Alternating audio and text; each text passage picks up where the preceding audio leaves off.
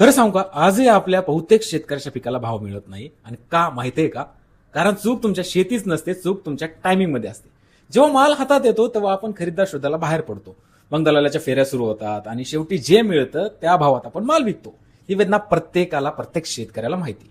आणि ही परिस्थिती तोपर्यंत बदलणार नाही जोपर्यंत तुम्ही पद्धत बदलत नाहीत. म्हणूनच अॅग्रो बंधू हे ॲप तुमची गरज आहे आणि तुमचं शस्त्रही आहे.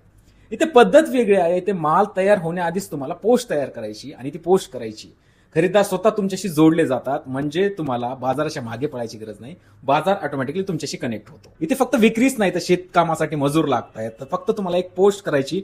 ती पोस्ट 50 ते 55 किलोमीटर मध्ये सराउंड होते, ती स्प्रेड होते आणि तुम्हाला तिथे मजूर भेटतात आणि मजूर तुम्हाला कॉन्टॅक्ट करतात.